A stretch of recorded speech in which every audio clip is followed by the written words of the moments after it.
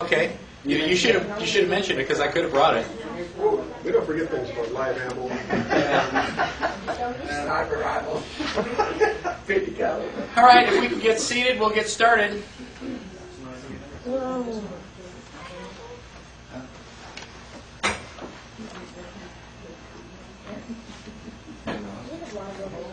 So before we went on the break, I left you with some questions that I hope were a little bit perplexing. And, the idea of rights versus privileges. Now, the Texas Constitution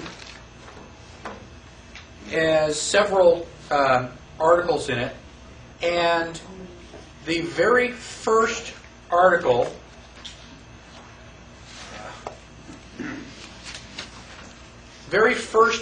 in the Texas Constitution is the Bill of Rights. Why is Article 1 the Bill of Rights? Because that's the most important thing, and the rest of the Constitution should support that.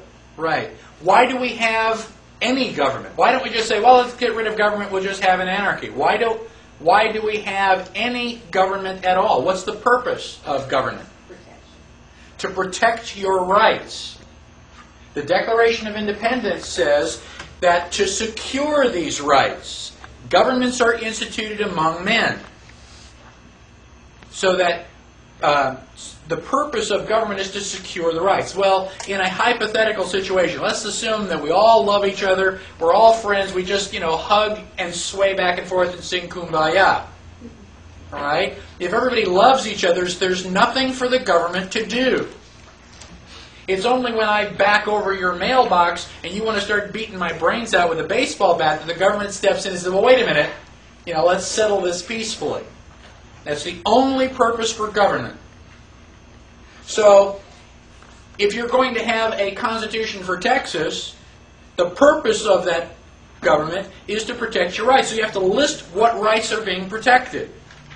That's why almost every state constitution lists the Bill of Rights first. The U.S. Constitution was basically backwards. They wrote the Constitution and they went, oh gosh, we kind of forgot. And so they added a Bill of Rights at the end. Kind of like a patch on the end, even before it really got started. Now, so if I have a right to do something, I don't require permission.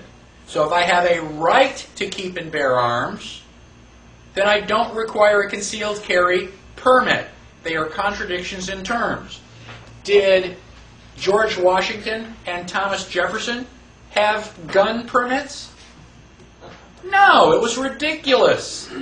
You were required to have a gun, basically to defend the United States.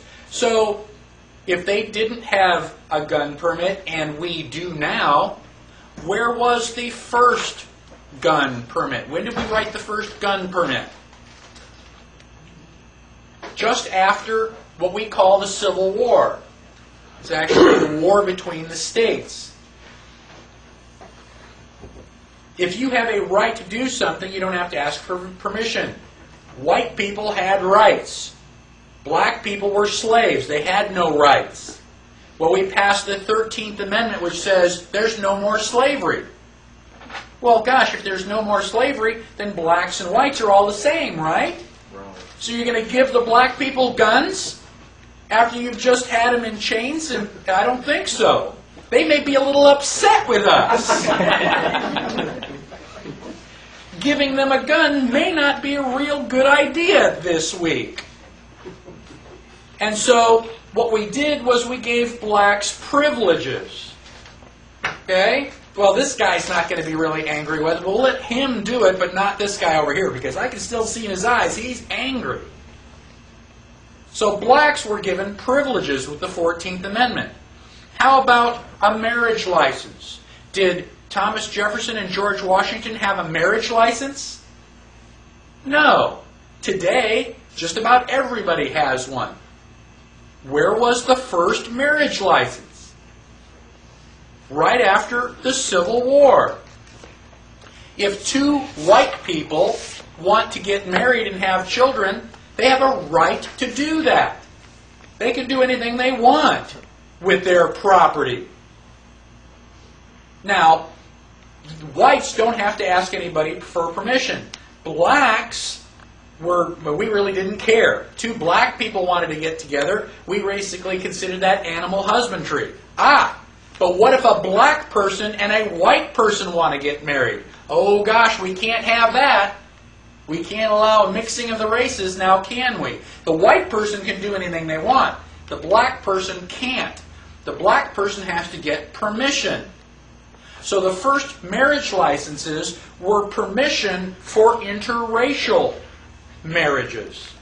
And I have a copy of Black's Law Dictionary. Now this is Black's Law 3rd edition. This is about 1870s, I think, somewhere in that time frame. And so it's an old book, and I've gotten a copy of it, and I've looked up marriage license. And it says, quote, a license or permission granted by public authority to persons who intend to intermarry. Right there in black and white. A marriage license is for mixed marriages. Well, eventually that was working so well that we just apply a marriage license to everybody. Why do you need permission? If you go to a wedding, how many people are in that contract? Well, you got the man, you got the woman, but that's not all. You've also got the state. The state is there giving you permission. Why? Because you asked. If you ask for permission, that's pretty good evidence that you needed permission. Why would you ask for permission if you don't need it? So you've got the man, the woman, and the state. There are 3 entities in this contract.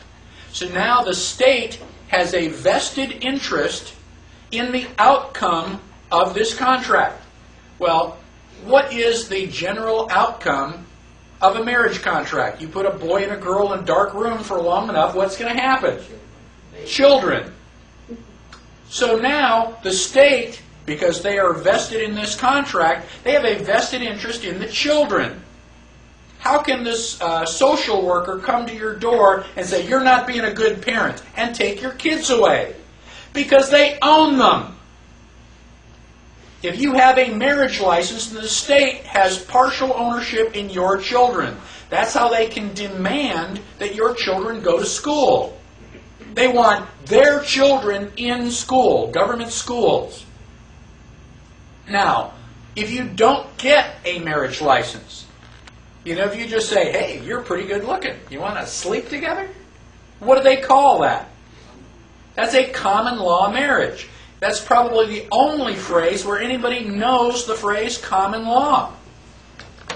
Well, what is common law? Well, gosh, I don't know. That's when 2 people... No, it's not. 2 people get married. It is a common law marriage because it is based on property.